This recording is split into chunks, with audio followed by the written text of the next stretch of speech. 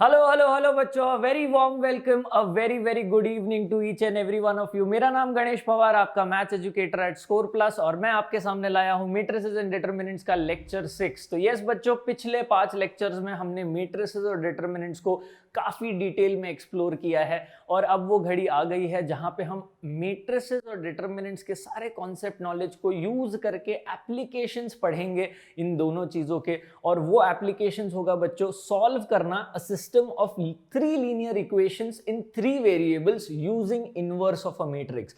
तो आपने अब तक तो देखा होगा बच्चों कि किस तरीके से सारे कॉन्सेप्ट्स मैट्रिसेस और डिटरमिनेंट्स में इंटरलिंक्ड हैं, इंटरकनेक्टेड हैं, राइट। और इस वजह से मैट्रिसेस और डिटरमिनेंट्स जो दो अलग अलग चैप्टर्स हैं एनसीईआरटी के आपके 12th स्टैंडर्ड के टेक्स्ट बुक में, चैप्टर 3 एंड चैप्टर 4, उनको हमने फ्यूज किया है, उनको हमने मर्ज किया है ताकि सारे कंसेप्ट्स पढ़ें और सारे कंसेप्ट्स को इंटरलिंक कर पाएं।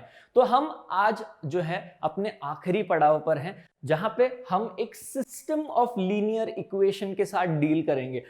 एक normal system of linear equations of 2 linear equations in 2 variables काफी आसान सा प्रोपोजिशन है, राइट। उसको हम बचपन में 8th स्टैंडर्ड से सॉल्व करते आ रहे हैं। फॉर एग्जांपल मान लो 2x plus 5y equal to 7, right? 2x plus 5y equal to 7 and 3x minus 2y equal to 1, right? ये एक सिस्टम ऑफ इक्वेशन है, ये एक सिस्टम ऑफ इक्वेशन है, right? So we can call this a system of equation, system of 2 linear equations in 2 variables, ठीक है। सो 2 equation 2 variable, basically जिसे हम साइमल्टेनियस इक्वेशन बोलते हैं, इनको सॉल्व करना काफी आसान है। Eliminate 1 variable and get the answer, right. और सिमिलरली अगर मान लो मेरे पास 3 इक्वेशंस हैं और 3 वेरिएबल्स हैं, तो उनको भी सॉल्व करना बहुत ज्यादा डिफिकल्ट नहीं है। मैं एक रैंडम सा एग्जांपल दे देता हूं। x plus 2y minus 5z equal to 3 2x minus y plus 3z equal to 1 and 5x plus y minus 4z equal to 9। Let's say ये हमारे पास 3 इक्वेशंस हैं। This is a system of 3 equations, right बच्चों? This is a system of 3 equations in 3 variables, right? तो I hope आप सब लोगों को अभी ये समझ में आ गया है, अभी आप सब लोगों को ये समझ में आ गया है कि यार सिस्टम ऑफ इक्वेशंस का मतलब क्या है, सिस्टम ऑफ इक्वेशंस का मतलब क्या है, राइट। वहां पे लेफ्ट में बच्चों आपके पास system of 2 linear equations in 2 variables x and y, यहां पे आपके पास बच्चों system of 3 linear equations in 3 variables x, y and z, right. तो इस सिस्टम को सॉल्व कैसे किया जाए, x, y और z के वैल्यूज कैसे लाया जाए इनवर्स ऑफ मैट्रिक्स, इस कॉन्सेप्ट को यूज करके ये हम आज सीखने वाले हैं बच्चों, राइट। और जैसा मैंने कहा इन दोनों को साइमल्टेनियसली सॉल्व करना काफी ज्यादा आसान है। बचपन से 8th 9th ग्रेड से हम लोग सीखते आ रहे हैं इस चीज को by normal elimination method. Multiply by 2 multiply by 5 ये कैंसिल हो जाते हैं, solve and get the answer. यहां पे भी हम वही कर सकते हैं, एक वेरिएबल को टारगेट करके z एलिमिनेट कर दो, फिर 2 इक्वेशंस आएंगे, right. Solving it by normal algebraic processes, normal algebra processes को यूज करके सॉल्व करना बहुत डिफिकल्ट नहीं है। पर बहुत इंपॉर्टेंट है बच्चों, आज के सेशन पे ध्यान देना, क्योंकि ऑब्जेक्टिव सिर्फ system of 3 linear equations in 3 variables को सॉल्व करना नहीं है। ऑब्जेक्टिव ये है कि इस टाइप के सवाल 2 जगह पे आते हैं, बोर्ड्स में और जेई में, ठीक है। और अगर आप ये सोच रहे हो बच्चों कि ये जो सवाल है वहां पे आपको ये पूछा जाएगा कि भैया इनका आंसर दो x, y, z, ये जो सिस्टम ऑफ लीनियर इक्वेशंस हैं, 3 इक्वेशंस हैं और 3 वेरिएबल्स हैं, इनको सॉल्व करो और x, y, z की वैल्यू लाओ, तो ट्रस्ट मी उतना आसान नहीं होगा। जेई में तो डेफिनेटली ऐसे डायरेक्ट सवाल नहीं पूछे जाएंगे। उसका प्राइम रीजन ये है क्योंकि अगर आपको ऐसे 3 इक्वेशन दिए गए और आपको सॉल्व करने बोला तो आप डेफिनेटली इनवर्स ऑफ मैट्रिक्स वाला कंसेप्ट नहीं लगाओगे। एकदम बेसिक अलजेब्राइक टेक्निक्स को यूज करके, एलिमिनेशन मेथड को यूज करके जो है एक एक वेरिएबल को अटैक करोगे, एलिमिनेट करोगे और एक्स वाई जेड का वैल्यूज आसानी से निकाल पाओगे, राइट, बिना इनवर्स ऑफ मैट्रिक्स को यूज किए। इसका मतलब जेई में उस टाइप के डायरेक्ट सवाल नहीं आएंगे। किस टाइप के सवाल आएंगे ये हम ग्रेजुअली देखेंगे, सीखेंगे, ग्रो करेंगे कॉन्सेप्ट में, तभी हमें पता चलेगा। बट बोर्ड्स में इस टाइप के सवाल आते हैं जहां पे आपको दिया गया होता है 3 इक्वेशन 3 वेरिएबल्स में और आपको एक्स वाई जेड की वैल्यूज निकालनी है। और ये बात याद रखिएगा बच्चों, बोर्ड्स में जो है मेथड इंपॉर्टेंट है। जेई में मेथड दिखता ही नहीं है, सारा रफ वर्क में चला जाता है, तो आप कैसे भी सॉल्व कर सकते हो। पर बोर्ड्स में बच्चों ये कामचोरी नहीं चलेगी। बोर्ड्स में आपको इनवर्स ऑफ मैट्रिक्स ये कंसेप्ट को यूज करके इस सिस्टम को सॉल्व करना है। इसका मतलब प्रॉपर मेथड को यूज करना पड़ेगा और वो मेथड को आज हम देखेंगे, जानेंगे, समझेंगे। राइट, तो चलिए बच्चों ये जर्नी शुरू करते हैं। Right, let's start this journey. Inverse of matrix का फंडा हमने कल पढ़ा था बच्चों।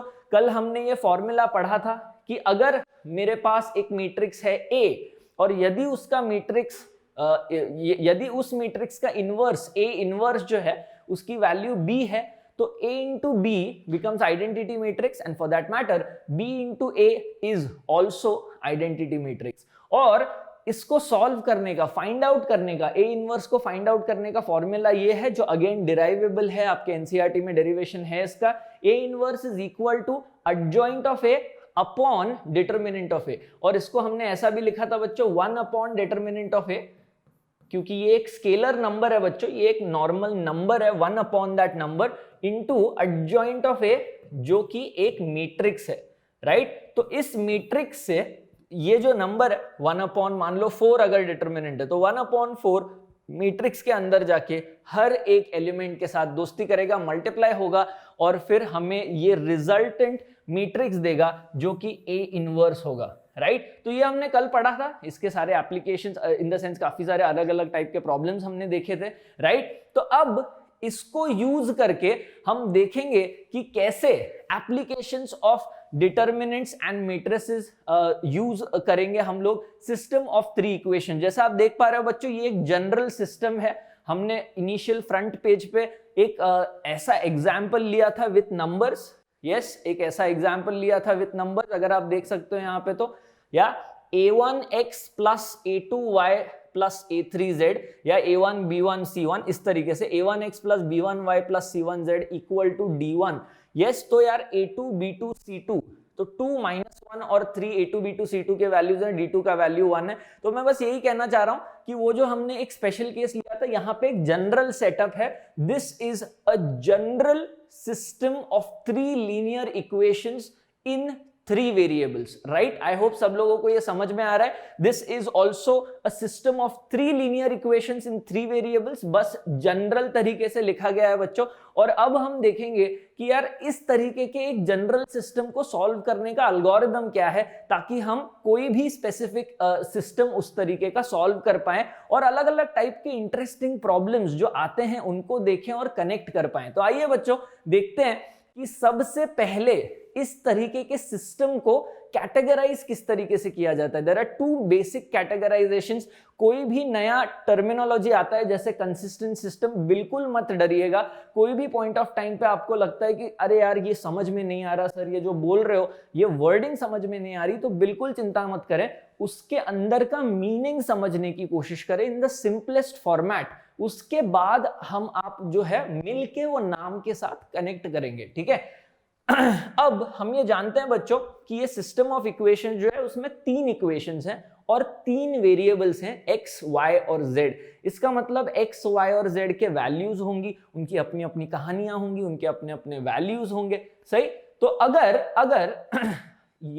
अगर उस सिस्टम ऑफ इक्वेशंस का एक सॉल्यूशन है। अब एक सॉल्यूशन का मतलब क्या है? एक सॉल्यूशन का मतलब है कि यार ये जो 3 वेरिएबल्स थे आपके, उसमें x का एक वैल्यू है, y का एक वैल्यू है और z का एक वैल्यू है। तीनों के एक एक वैल्यूज हैं, वो सेम हो सकते हैं, अलग हो सकते हैं, कुछ भी हो सकते हैं वो वैल्यूज, बट x, y और z का एक एक डिफाइंड वैल्यू है। राइट, तो उस केस में हम कह सकते हैं कि आपके पास 1 solution for the system exist. ये बात याद रखिएगा बच्चों, उस सिस्टम का एक सॉल्यूशन है, उस सिस्टम का एक सॉल्यूशन है। तो अगर उस सिस्टम का एक सॉल्यूशन है तो उस सिस्टम को कंसिस्टेंट सिस्टम कहा जाएगा। उस सिस्टम को कंसिस्टेंट सिस्टम कहा जाएगा। एंड फॉर दैट मैटर अगर एक्स वाई जेड के मोर देन वन सॉल्यूशंस हैं, ऐसा भी होता है, ग्रेजुअली आप देखोगे कि हाँ जी बिल्कुल ऐसा भी होता है, राइट? तो उस केस में हम कहेंगे कि भाई आपके पास जो है मोर देन वन सॉल्यूशंस हैं, जो बेसिकली इनफाइनाइट सॉल्यूशंस होता है, वो भी हम लोग देखेंगे, राइट? ये बेसिकली इनफाइनाइट सॉल्यूशंस है। बट अगर आप ध्यान से स्टेटमेंट को पढ़े जो पूरा का पूरा एनसीईआरटी से उठाया गया है, a system of equations is said to be consistent if it has one or infinite solution। तो अगर एक सिस्टम का एक यूनिक सॉल्यूशन है, अगर उस सिस्टम का एक यूनिक सॉल्यूशन है, एक x का एक यूनिक वैल्यू, y का एक यूनिक वैल्यू और z का एक यूनिक वैल्यू, तो उसे हम इस कैटेगरी में डालते हैं कि भाई उस सिस्टम का एक सॉल्यूशन है, यूनिक सॉल्यूशन है, और हेंस वो सिस्टम कंसिस्टेंट कहलाएगा। ऑन द अदर हैंड अगर मान लो हमारे पास इनफाइनाइट सॉल्यूशंस है, मोर देन वन सॉल्यूशन, तो x, y और z के काफी अलग अलग वैल्यूज हो सकते हैं, right? So in that case also we call this system a consistent system. उस केस में भी हम इस सिस्टम को कंसिस्टेंट सिस्टम कहेंगे, क्योंकि in the most simplest format, एकदम आसान तरीके से समझने की कोशिश करें तो अगर सॉल्यूशंस हैं, यूनिक हो, सिंगल सॉल्यूशन हो, या फिर इनफाइनाइट सॉल्यूशंस हो, इनफाइनाइट सेट्स हो, जब भी सॉल्यूशंस हैं तब सिस्टम को हम कंसिस्टेंट सिस्टम कहेंगे बच्चों। ये सिंपल आइडिया कनेक्ट कर लीजिए, समझ लीजिए। And on the other side एक इनकंसिस्टेंट सिस्टम एक ऐसा सिस्टम होता है जहां पे जीरो सॉल्यूशंस होते हैं, जहां पे सॉल्यूशन एग्जिस्ट नहीं करता, राइट? एकदम सिंपल बात याद रखिएगा बच्चों, अगर सॉल्यूशंस हैं तो कंसिस्टेंट सिस्टम, अगर सॉल्यूशंस नहीं हैं, जीरो सॉल्यूशंस है, तो ये एक इनकंसिस्टेंट सिस्टम कहलाएगा। कंसिस्टेंट सिस्टम में दो सब पार्ट्स हैं, या तो आपका यूनिक सॉल्यूशन हो सकता है, मतलब एक defined value of x, y and z, right? एक सेट ऑफ वैल्यूज, एक्स का 2, वाई का 1 और जेड का मान लो 5, this is a unique system. Defined values हैं, एक्स का 2 के अलावा और कुछ नहीं हो सकता, वाई का 1 के अलावा और कुछ नहीं हो सकता, जेड का 5 के अलावा और कुछ नहीं हो सकता। These are defined values, unique values, a unique set which is unique solution, one solution, 2 1 5, this is one set, one solution। तो वो consistent system for unique solution, one solution। और अगर infinite solutions हैं, like जैसे मान लो 2 1 5, ये x, y और z के वैल्यूज हैं, बट अगर आप नोटिस करें तो मान लो ऐसा फिगर आउट होता है कि भाई 2 1 5 के जगह जो है आप 4 to 10 भी डाल सकते हो, 4 to 10 डालोगे तो भी सेटिस्फाई कर जाएगा, राइट? और ऐसे काफी सारे सेट्स हैं, तो इनफाइनाइट सोल्यूशन बट फिर भी कंसिस्टेंट सिस्टम, क्योंकि सॉल्यूशंस है। ऑन द अदर हैंड अगर सॉल्यूशन नहीं है तो इनकंसिस्टेंट सिस्टम। इतना याद रखिएगा बच्चों। और इस नॉलेज के साथ आगे बढ़ते हैं, अब एक्सप्लोर करते हैं कि भाई इस सिस्टम को सॉल्व कैसे करना है, स्टेप बाय स्टेप एनालिसिस करते हैं। सबसे पहला स्टेप, इन इक्वेशन को देखना है, फील करना है, समझना है कि ओके ये आपका सिस्टम ऑफ इक्वेशन है। a1x plus b1y plus c1z equal to d1, a2x plus b2y plus c2z equal to d2, a3x plus b3y plus c3z equal to d3। ध्यान से याद रखिएगा बच्चों, a1, b1 और c1 ये x, y, z के coefficients हैं इन the first equation. a2, b2, c2 ये x, y, z के कोएफिशिएंट्स हैं इन the second equation. a3, b3, c3 ये x, y, z के कोएफिशिएंट्स हैं इन द थर्ड इक्वेशन। और इन कोएफिशिएंट्स को यूज करके हम मैट्रिक्स A क्रिएट कर सकते हैं, राइट? तो इसको आप कोएफिशिएंट मैट्रिक्स भी कह सकते हो। प्लीज इसको जो है कोफैक्टर मैट्रिक्स के साथ कंफ्यूज मत कीजिएगा, राइट? कोएफिशिएंट मैट्रिक्स मतलब बस ये x, y, z के जो कोएफिशिएंट्स हैं उनको उठा के फर्स्ट रो में डालो, सेकंड इक्वेशन के कोएफिशिएंट्स उठा के सेकंड रो में डालो, और थर्ड इक्वेशन के कोएफिशिएंट्स उठा के थर्ड रो में डालो। तो ये जो 3x3 मैट्रिक्स बनता है, ये जो 3x3 मैट्रिक्स बनता है उसको जनरली कैपिटल A लिखते हैं, कोएफिशिएंट मैट्रिक्स लिखते हैं। उसके बाद ये जो तीन वेरिएबल्स हैं बच्चों x, y और z, उसका वेरिएबल मैट्रिक्स बनता है। तो इसको आप वेरिएबल मैट्रिक्स कह सकते हो। x is the variable matrix, capital X, right, is the variable matrix. और जैसा कि आप देख पाओगे दिस इज 3x1, 3 रोज और 1 कॉलम, 3 रोज और 1 कॉलम, यस बच्चों। एंड फाइनली और ये x, y, z इस तरीके से होगा, राइट? और फाइनली ये जो है 3x1, इसको आप मैट्रिक्स B कह लो, 3 रोज और 1 कॉलम।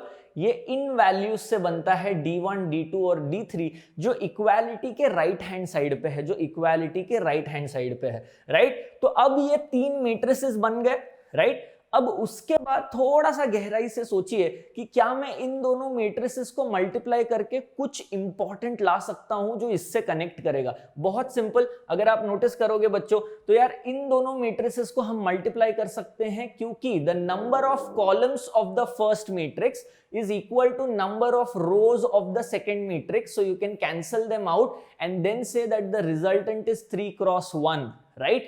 तो इन दोनों मैट्रिसेस को जब मैं मल्टीप्लाई करूंगा 3 क्रॉस 1 मैट्रिक्स बनेगा, 3 क्रॉस 1 मैट्रिक्स बनेगा, राइट। अभी इसको साइड में रखते हैं, 3 क्रॉस 1 मैट्रिक्स बनेगा मतलब 3 रोज और 1 कॉलम। तो पहला एलिमेंट फर्स्ट रो और first column a1x plus b1y plus c1z, ऐसे ही तो होता है मैट्रिक्स मल्टीप्लिकेशन। ध्यान से देखिए, फर्स्ट रो और first column a1x plus b1y plus c1z, second element आएगा a2x plus b2y plus c2z और तीसरा एलिमेंट आएगा a3x plus b3y plus c3z। और आप नोटिस करोगे बच्चों कि जो तीनों चीजें हमने बोली वो यहां पे लेफ्ट हैंड साइड में है। अगर a इंटू x ये जो मल्टीप्लीकेशन है उसको मैं इक्वेट करूं b से, a इंटू x इसको अगर मैं इक्वेट करूं b से तो आपको दिखाई देगा कि यार एक्चुअली यही तीनों इक्वेशंस आ रहे हैं। ध्यान से देखो, जब हम a इंटू एक्स कर रहे हैं, जब हम a इंटू एक्स कर रहे हैं बच्चों, 3 क्रॉस 3 और 3 क्रॉस 1 मैट्रिसेस मल्टीप्लाई कर रहे हैं, 3 cancels, 3 into 1 is the resultant.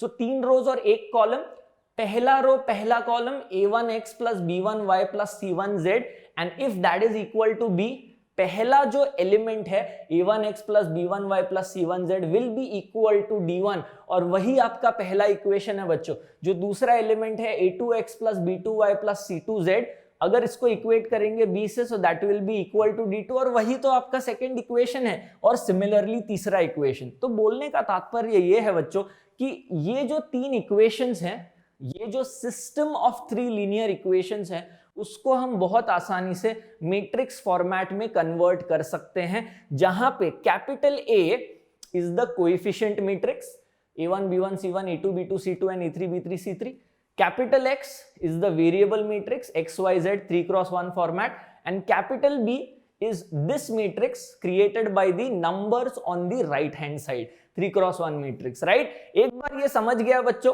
तो बेसिकली यही वो चीज है कि यार इन तीनों इक्वेशंस को अब जो है हम मैट्रिक्स फॉर्मेट में मैट्रिक्स फॉर्मेट में लिख सकते हैं, right. So once you have this idea clear, एक बार जब ये आइडिया क्लियर हो गया कि यार सिस्टम ऑफ लीनियर इक्वेशंस को किस तरीके से मैट्रिक्स फॉर्मेट में लिखे, तब जाके इसको सॉल्व करना आसान हो जाता है using your matrix methods, right. So जैसा आप देख पा रहे हो, अगर केस 1, उसमें 2 केसेस हैं, अगर A जो है एक नॉन सिंगुलर मैट्रिक्स है तो X का value A inverse into B आ जाएगा। एक बार ध्यान से देखते हैं ऐसा क्यों आता है, एक बार ध्यान से देखते हैं ऐसा क्यों आता है। उसके लिए जो है हम यहां से कंटिन्यू करेंगे और जो मल्टीप्लिकेशन और इनवर्सेस में हमने pre multiplying and post multiplying के फंडे पढ़े थे वो यहां पे अप्लाई करेंगे। तो बच्चों इस इक्वेशन में सबसे पहले एक सिंपल सवाल आपसे पूछता हूं मैं, आप मुझे ये बताओ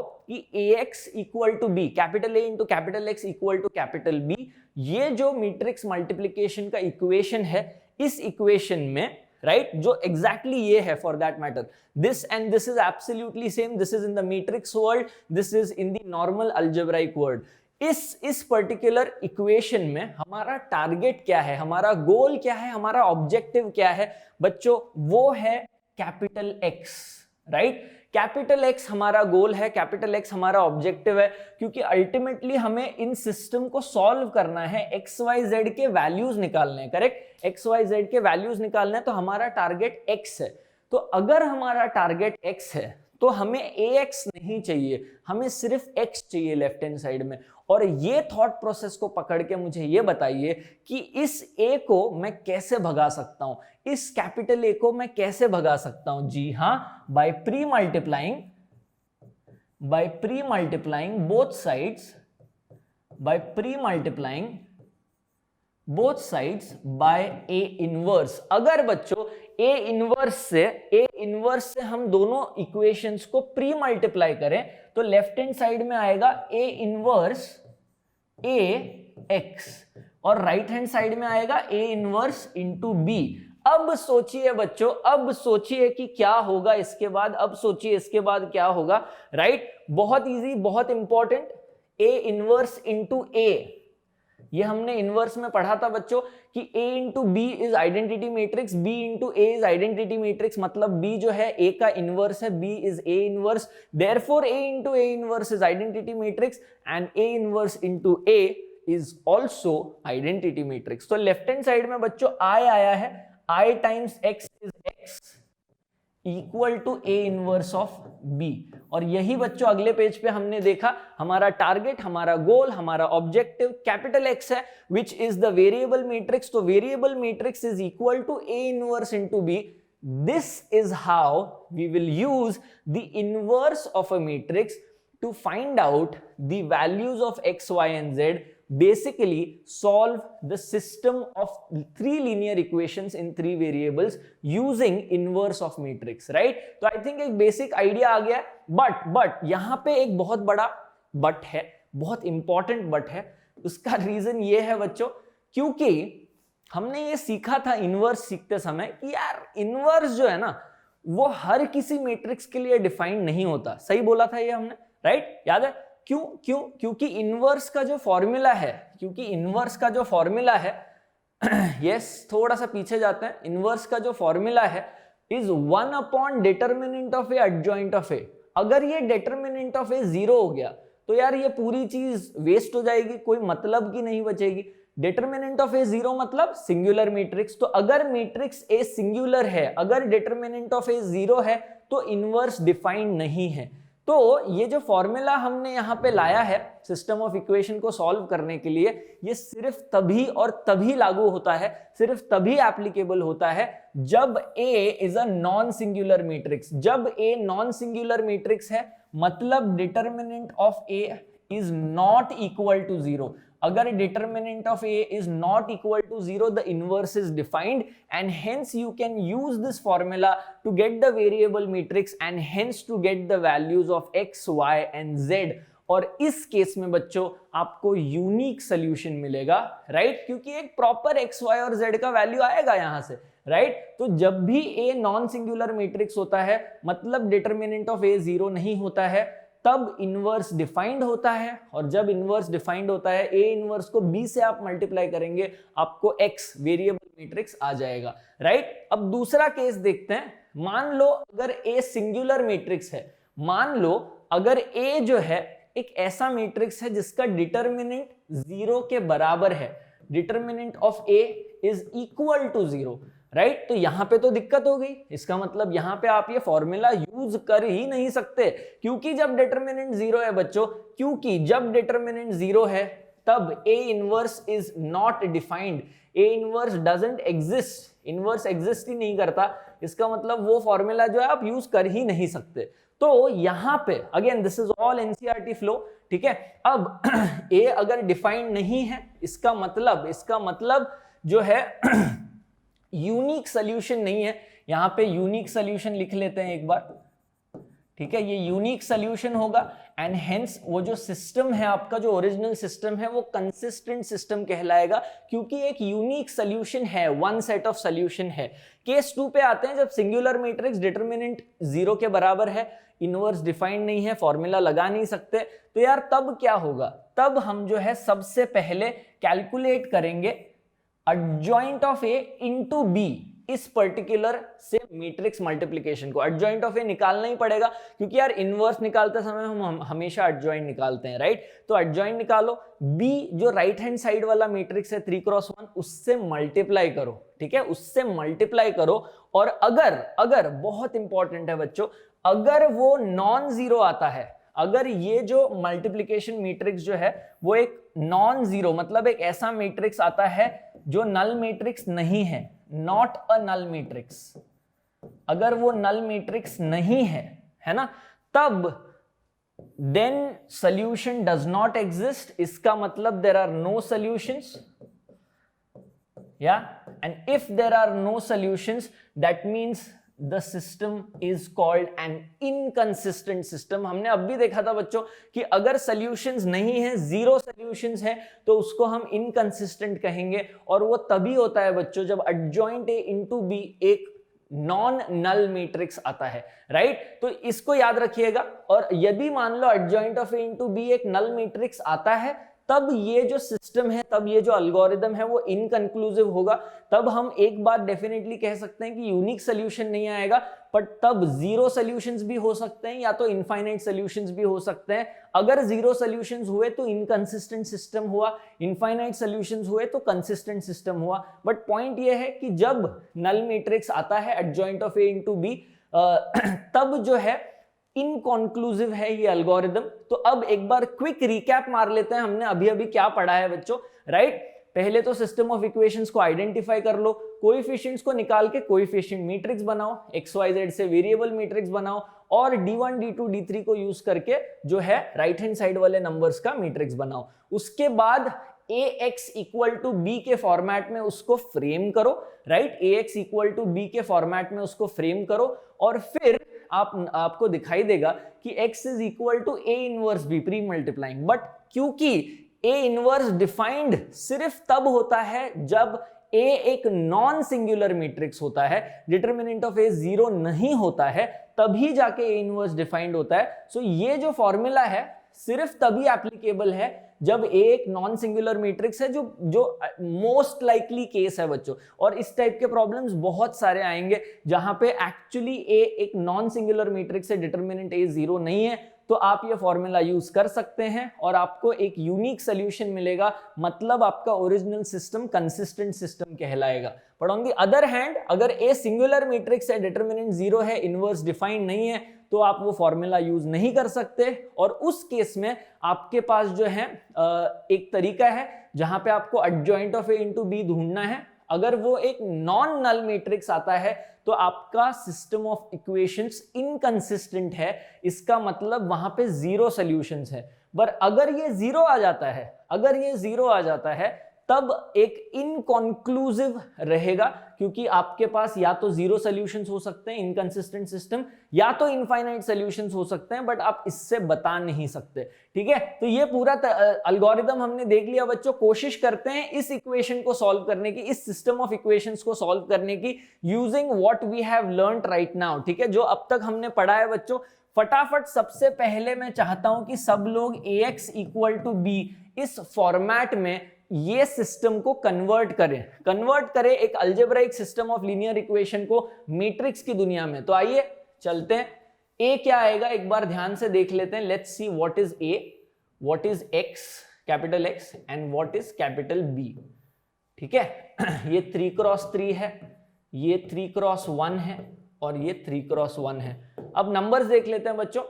A is the coefficient matrix 1 -1 2 1 -1 2 3 4 -5 3 4 -5, right? and 2 -1 3 2 -1 3। यहां पे आएगा x y z बच्चों, और आप इन दोनों मैट्रिसेस को जब मल्टीप्लाई करोगे आपको दिख जाएगा कि number of columns in the first is same as number of rows in the second, and hence the resultant is 3x1, hence the resultant is 3x1, right? जो आपको राइट हैंड साइड में दिख भी रहा है 3x1, और यहां पे आएगा 7 - 5 12। और आप नोटिस करोगे कि जब मल्टीप्लीकेशन हो रहा है 1x - y + 2z, x - y + 2z, x - y + 2z equal to 7, right? और इसी तरीके से बाकी दो इक्वेशंस भी आ जाएंगे। तो यार अब हमने मैट्रिक्स की दुनिया में कन्वर्ट कर लिया है इस अलजेब्राइक सिस्टम को, राइट? सबसे पहली चीज क्या करना है बताओ? सबसे पहली चीज इस मैट्रिक्स A का डिटरमिनेंट ढूंढना है। सबसे पहली चीज हम लोग फाइंड आउट करेंगे डिटरमिनेंट ऑफ A, राइट? क्योंकि अगर वो सिंगुलर मैट्रिक्स आ जाता है, मतलब डिटरमिनेंट ऑफ A जीरो आ जाता है, तब अलग रूट है, और अगर ये नॉन जीरो आता है तब अलग रूट है, फॉर्मूला अप्लाई करना है। ठीक है, तो आइए यहां पे ढूंढते हैं डिटरमिनेंट ऑफ A, राइट? कैसे ढूंढेंगे? फर्स्ट रो को यूज कर लेते हैं। 1 × 12 - 5 12 - 5, right? Minus of -1, so +1 into 9 + 10, right, 9 plus minus of -10 + 10, and आखिरी में +2 -3 -8। अब इसको सॉल्व करते हैं बच्चों, 7 आएगा यहाँ पे, +19 आएगा यहाँ पे, और वहां पे -22 आएगा। Very close, but it is not equal to 0। This is 26 - 22 4। तो 4 जो आता है डिटरमिनेंट, ये क्लियरली बताता है कि भाई डिटरमिनेंट 0 के इक्वल नहीं है। और अगर डिटरमिनेंट 0 के इक्वल नहीं है, इसका मतलब therefore A is a non-singular matrix. A is a non-singular matrix, right? इसका मतलब इनवर्स डिफाइंड है, and hence you can say that this matrix X, the variable matrix, is equal to A inverse into B. तो ये formula लगा के आपको X, capital X मतलब small x, small y और स्मॉल z, ये जो तीनों वेरिएबल्स हैं वो आप निकाल सकते हो और इस सिस्टम ऑफ इक्वेशन को सॉल्व कर सकते हो। अब सबसे पहली चीज हमें इनवर्स निकालनी है बेटा, सबसे पहली चीज हमें इनवर्स निकालनी है, and we know that inverse is nothing but 1 upon determinant of A, 1 upon determinant of A into adjoint of A, ठीक है। तो इसका मतलब हमें सबसे पहले adjoint of A ढूंढना है बच्चों, राइट, सबसे पहले adjoint of A ढूंढना है। तो हम क्या करते हैं, यहां पे मैट्रिक्स A पहले तो बना लेते हैं, मैट्रिक्स A बना लेते हैं, ठीक है। मैट्रिक्स A क्या है बच्चों, 1 - 1 2, 1 - 1 2, 3 4 -5, 3 4 -5, और आखिरी में अगर आप देखोगे तो 2 - 1 3, 2 - 1 3। तो ये आपका A मैट्रिक्स है बच्चों, ये आपका मैट्रिक्स A है। अब इसका एडजॉइंट निकालने के लिए, इसका एडजॉइंट निकालने के लिए सबसे पहले तो आप कोफैक्टर मैट्रिक्स ढूंढोगे, राइट, सबसे पहले आप कोफैक्टर मैट्रिक्स ढूंढोगे। कोफैक्टर मैट्रिक्स क्या आएगा बेटा, कोफैक्टर मैट्रिक्स क्या आएगा, हर एक एलिमेंट के जगह, हर एक एलिमेंट के जगह आप उसका कोफैक्टर लिखोगे। इस एलिमेंट 1 का माइनर क्या है, eliminate the row, eliminate the column, 12 + 5, my bad, 12 - 5, क्योंकि ये -1 × -5 + 5 दे देगा, सो 12 माइनस ऑफ +5, सो 12 - 5 7, 7 आपका माइनर है, और 7 आपका माइनर है तो 7 आपका कोफैक्टर भी होगा, राइट। यहां पे -1 के लिए eliminate the row, eliminate the column, 9 + 10 19, और 19 is your minor and -19 will be your cofactor, right. Plus minus plus वाला हिसाब है, -1 से कोई लेना देना नहीं उसका, plus minus plus minus plus minus plus minus plus, वो वाले साइंस लग रहे हैं जो -1⁻⁰ j से आते हैं। याद रखिए मैं कोफैक्टर मैट्रिक्स डायरेक्टली लिख रहा हूं, माइनर मैट्रिक्स नहीं बना रहा हूं, माइनर्स नहीं निकाल रहा हूं, सीधा कोफैक्टर्स डाल रहा हूं, राइट। तो प्लस माइनस अप्लाई कर रहा हूं वो करते समय, राइट। तो इसके लिए देखते हैं एक बार, eliminate the row, eliminate the column, -3 - 8 is -11, -11 आपका माइनर है और -11 आपका कोफैक्टर भी होगा, right. For 3 eliminate the row, eliminate the column, -3 + 2, -3 + 2 is -1, और -1 इंटू +1, -1 इंटू -1 इज +1, तो ये आपका कोफैक्टर होगा।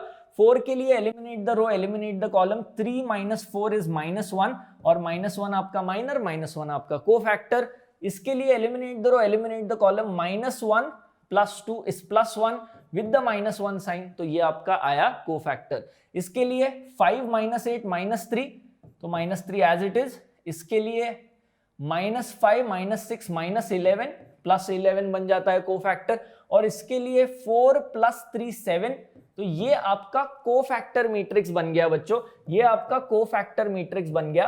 अब यहां से आप एडजॉइंट ऑफ ए निकाल सकते हो बहुत आसानी से, इस मैट्रिक्स को ट्रांसपोज करके, इस मैट्रिक्स को ट्रांसपोज करके, इस मैट्रिक्स को ट्रांसपोज करना है आपको, मतलब पहले रो को लिखना है in the place of first column, दूसरे रो को लिखना है in the place of second column, और तीसरे रो को लिखना है in the place of the third column. तो अब आपके पास एडजॉइंट ऑफ ए आ गया है बच्चों।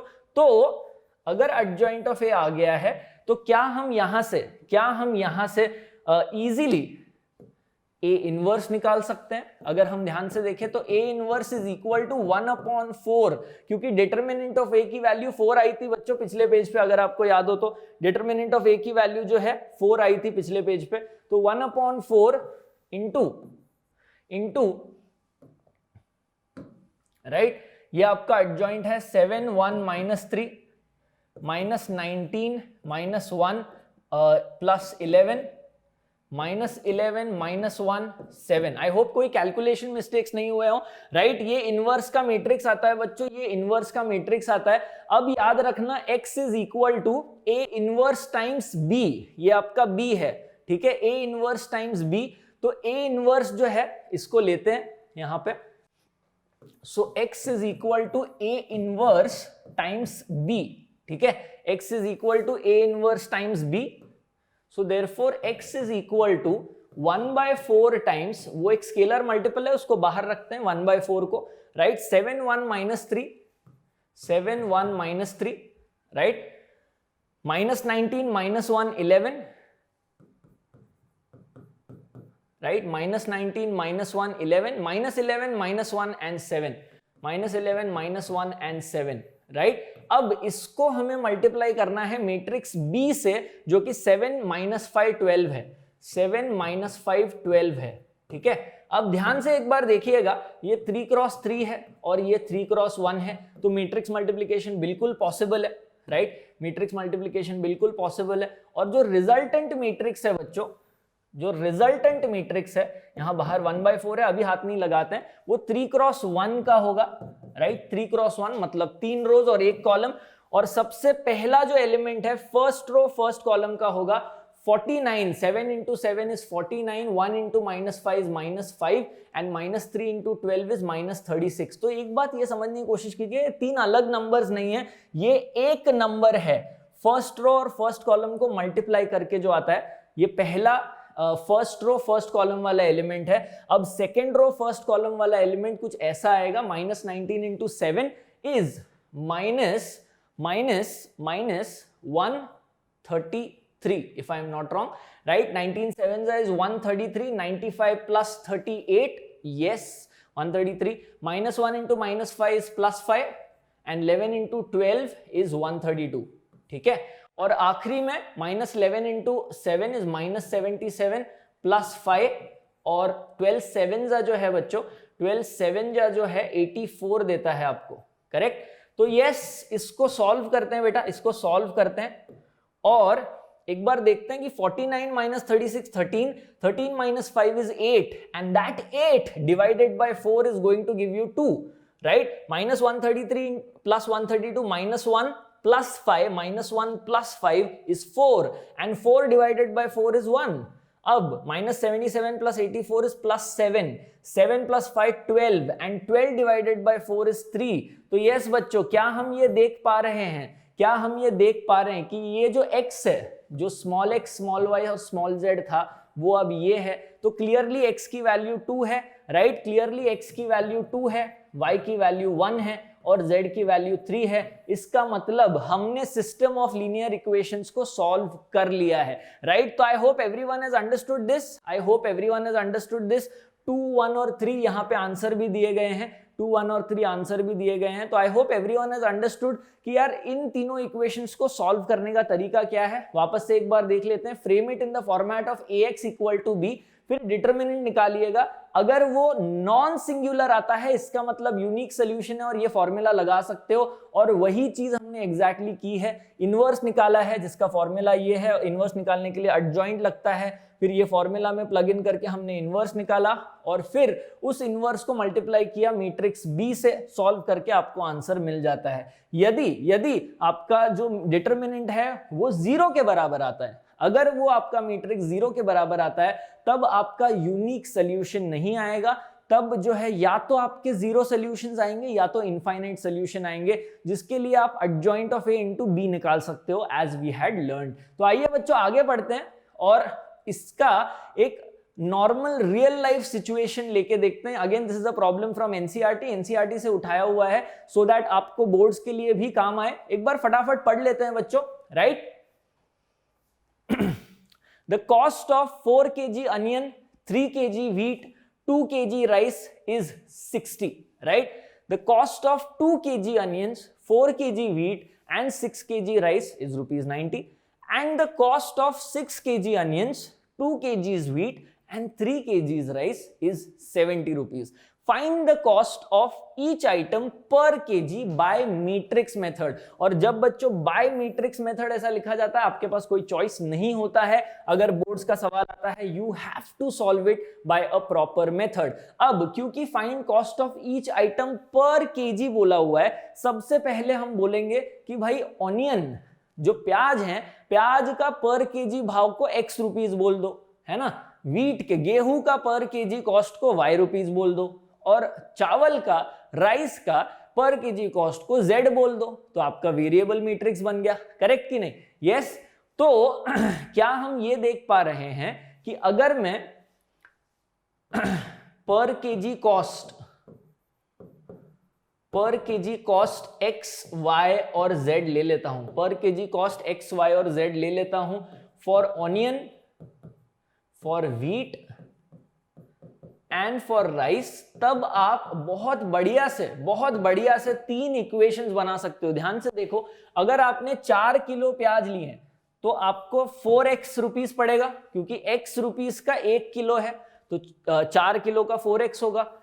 3 किलो गेहूं सो 3y, और 2 किलो चावल सो 2z, ये पूरे की कीमत 60 रुपए हुई, राइट? अगर आप दूसरा स्टेटमेंट लोगे तो 2 kgs onion, 4 kgs wheat and 6 kgs of rice is 90, and the cost of 6 kg onion 6x plus 2 kgs of wheat plus 3 kgs of rice equal to 70, right? तो क्या आप देख पा रहे हैं, अब हमारे पास system of 3 linear equation in 3 variables आ गया। तो जो ये सॉल्व करना है इज एब्सोल्युटली सेम एज इस तरीके का इक्वेशन सॉल्व करना।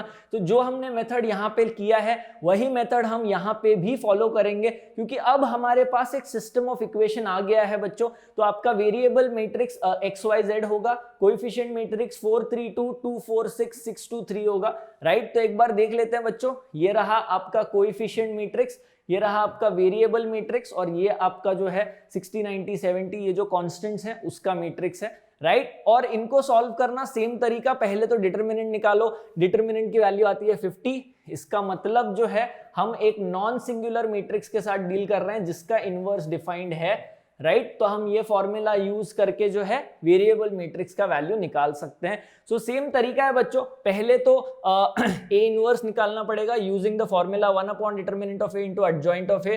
तो एडजॉइंट ऑफ ए निकालने के लिए सारे कोफैक्टर्स निकाले हुए हैं यहाँ पे, आप लोग खुद से सॉल्व करके प्रैक्टिस कर सकते हो, जिससे कि कोफैक्टर मैट्रिक्स आएगा जिसका ट्रांसपोज लेके एडजॉइंट मैट्रिक्स आएगा, एडजॉइंट को यूज करके, डिटरमिनेंट को यूज करके इनवर्स मैट्रिक्स आ जाएगा, और इस इनवर्स मैट्रिक्स को जब आप मैट्रिक्स B के साथ मल्टीप्लाई करोगे आपको X मिल जाएगा, which is your variable matrix. Yes बच्चों, तो सॉल्व करके जैसा आप देख पा रहे हो, आपको वैल्यूज आ रहे हैं, X का 5, Y का 8 और Z का 8। तो प्याज 1 रुपए, प्याज जो है 5 रुपए किलो है, जो बहुत ही सस्ता है यार, मैं 100 किलो खरीद लूं अगर ऐसा कुछ है तो, राइट? बट ठीक है, again this is a generalised example.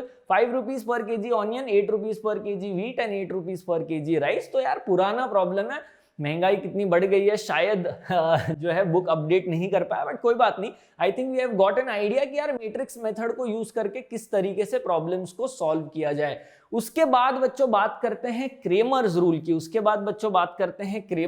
की। क्रेमर्स रूल जो है एक फैंसी सा नाम है, एक स्ट्रक्चर दिया गया है, राइट? जिससे कि जो है अलजेब्राइक इक्वेशंस को सॉल्व किया जा सकता है। ये सिस्टम ऑफ 2 इक्वेशंस है बच्चों, जो हम नॉर्मल तरीके से सॉल्व कर सकते हैं, right?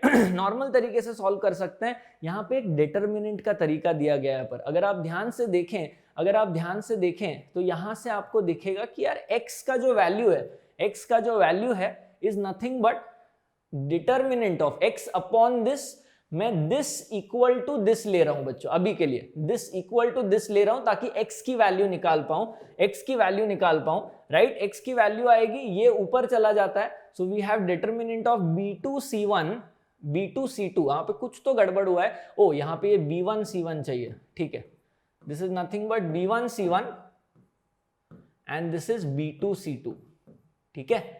The whole divided by, ये ऊपर जाता है बट डिनोमिनेटर में तो ये है ना भाई, the whole divided by A1 A2 B1 B2, ठीक है, यस।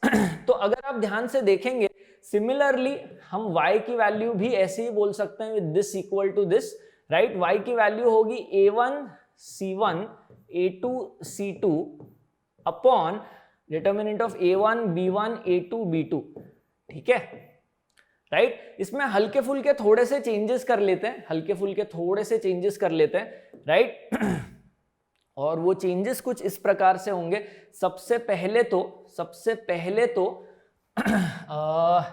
यहां पे A1 B1 A2 B2 I think दोनों जगह पे है, और ऊपर जो है यहाँ पे x को अगर हम निकालेंगे A1 A2 के जगह पे C1 C2 आएगा। अच्छा, तो उसको फ्लिप कर दिया है, राइट, उसको फ्लिप कर दिया है। I would rather like to keep this things simple, इसको थोड़ा सा सिंपल करने की कोशिश करते हैं हम, ठीक है। तो इसको निकाल रहा हूं मैं और इसको जो है स्टैंडर्ड फॉर्मेट में लिख रहा हूं। व्हेन आई से दैट, एक बार आप समझ लेंगे मैं क्या कहने की कोशिश कर रहा हूं, ठीक है। तो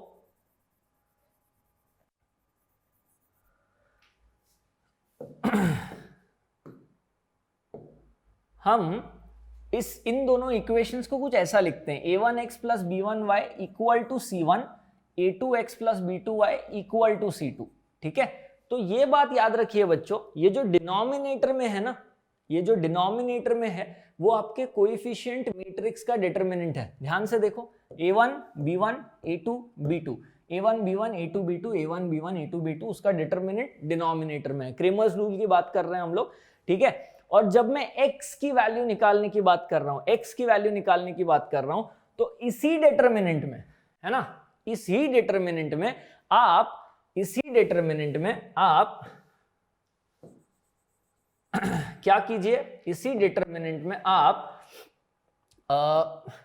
अब आप क्योंकि x की वैल्यूज निकाल रहे हैं, क्योंकि आप x की वैल्यूज निकाल रहे हैं, ठीक है, आप B1 B2 को वैसा ही छोड़ दीजिए जो y के कोएफिशिएंट्स हैं, बट जो आपके x के कोएफिशिएंट्स हैं A1 A2, याद रखिए आप x निकाल रहे हैं तो जो x के कोएफिशिएंट्स हैं A1 A2, उसके जगह पे आप ये कांस्टेंट टर्म्स डाल दीजिए C1 C2, तो आपको x की वैल्यू, वेरिएबल की वैल्यू मिल जाएगी, ऐसा क्रेमर्स रूल कहता है, ठीक है। अब ऑन द अदर साइड अगर आपको y निकालना है, डिनोमिनेटर में तो वही आएगा A1 B1 A2 B2। अब अगर आपको y निकालना है तो A1 A2 को वैसे का वैसा छोड़ दीजिए, राइट। अब क्योंकि y निकालना है, y के जो कोएफिशिएंट्स हैं B1 B2, उसके जगह पे आप C1 C2 डाल दीजिए, उसके जगह पे आप C1 C2 डाल दीजिए। ध्यान से देखिएगा, मैं उसको व्हाइट में भी डाल देता हूं ताकि आपको पता चले कि क्या चेंज हुआ। C1 C2, ध्यान से देखिए, A1 A2 B1 B2, तो A1 A2 ऐसा ही रहेगा, B1 B2 की जगह C1 C2 हो जाएगा, B1 B2 की जगह C1 C2 हो जाएगा, क्योंकि y ढूंढ रहे हो। तो ये क्रेमर्स रूल है बेटा, इसको इस तरीके से क्रैम कर लो, इस तरीके से याद कर लो। काफी सिंपल सा एल्गोरिथम है, मुझे नहीं लगता काफी डिफिकल्ट है। आई नो कि सिस्टम ऑफ लीनियर इक्वेशंस को सॉल्व करने का, दो इक्वेशंस को सॉल्व करने का खासकर बहुत आसान तरीका है, बट ये फॉर्मूला भी याद रख लो, क्योंकि ये फॉर्मूला से आप एक्सपांड करके जो है system of 3 linear equations in 3 variables को डील कर सकते हो, राइट। तो अगर आप नोटिस करोगे बच्चों, तो जो डिनोमिनेटर में है ना, जो डिनोमिनेटर में है उसको हम डेल्टा कहते हैं, उसको हम डेल्टा कहते हैं, determinant of the coefficient matrix, right.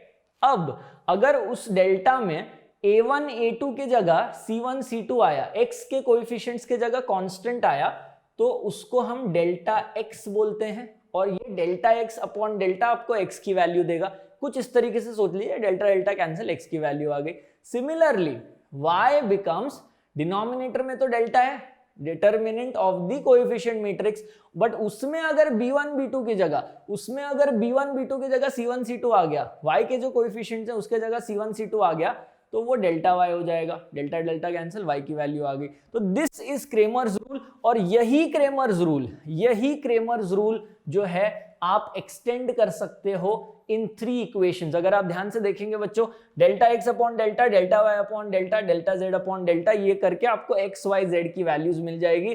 अब ये पता करना कि डेल्टा क्या है, काफी आसान है यार बच्चों। Delta is nothing but the coefficient matrix. तो हम आसानी के साथ ये कह सकते हैं, कि delta is nothing but coefficient matrix का determinant a1 b1 c1, a2 b2 c2 और a3 b3 c3, ठीक है।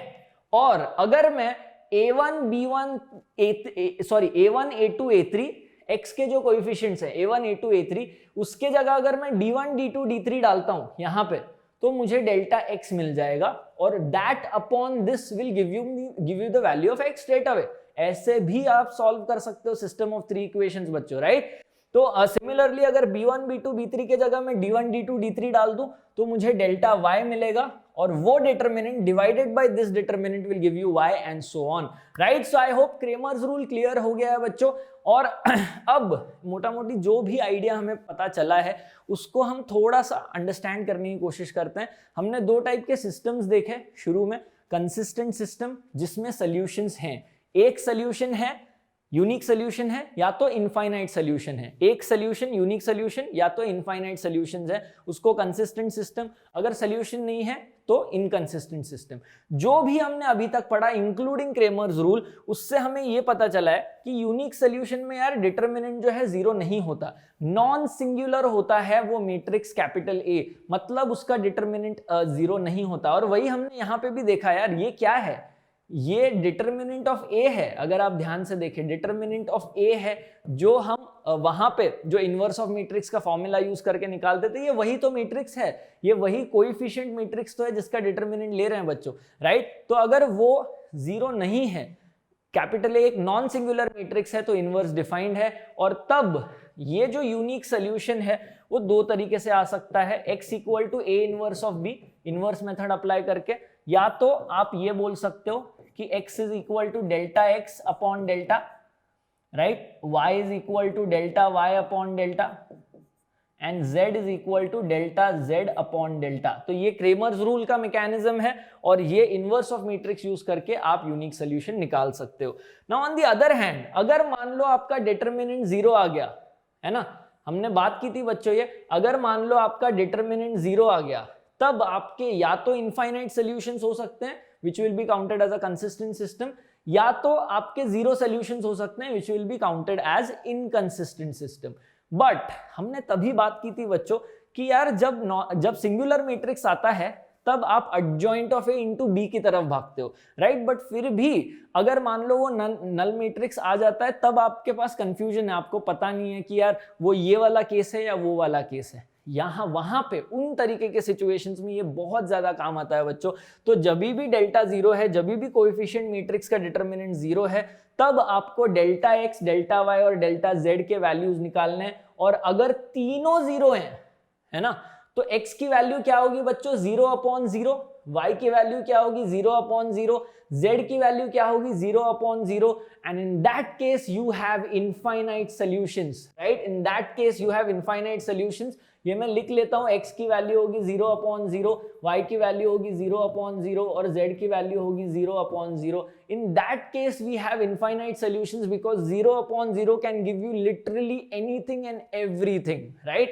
इसके लिए infinite solutions, in that case consistent system। But अगर डेल्टा इक्वल टू 0 में, ठीक है, इन तीनों में से एक भी नॉन जीरो आ गया, इन तीनों में से एक भी नॉन जीरो एलिमेंट आ गया, तब आपका कोई सोल्यूशन हो ही नहीं सकता। सोच के देखिए, x की वैल्यू क्या है, डेल्टा x अपॉन डेल्टा। मान लो अगर डेल्टा x 5 आ जाता है, तो 5 upon 0 is undefined and hence therefore no solutions, right? So no solutions, inconsistent system। तो I hope सब लोगों को एक बेसिक आइडिया लग गया है। all the thought process that we have taken till now into consideration. तो अच्छे से सेशन को रिवाइज कीजिएगा बच्चों, काफी फायदा होगा आपको।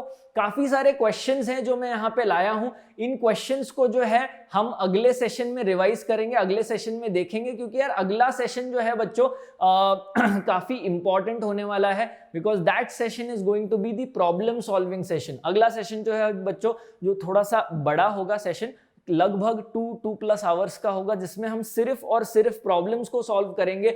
शुरू करेंगे कुछ इजी प्रॉब्लम्स से, हर एक पैकेट में जो है अलग अलग कॉन्सेप्ट्स को टच करने की कोशिश करेंगे। शुरू करेंगे इजी प्रॉब्लम से, फिर एक relatively easy JEE Mains problem से, फिर एक relatively moderate level JEE Mains problem से। इस तरीके से इस पैटर्न को फॉलो करते करते कंसेप्ट्स को रिवाइज करते करते आपकी प्रॉब्लम सॉल्विंग स्किल्स को जो है आसमानों तक ले जाएंगे बच्चों, और मैट्रिसेस और डिटरमिनेंट्स में वो कॉन्फिडेंस ले आ पाएंगे जिससे कि आप बोर्ड्स भी फोड़ोगे और जेई भी फोड़ोगे। So that's it from my side today बच्चों। Tata, bye bye, take care and love you all and see you all in the problem solving session of matrices and determinants. Love you all, bye bye, take care and have a good day, bye.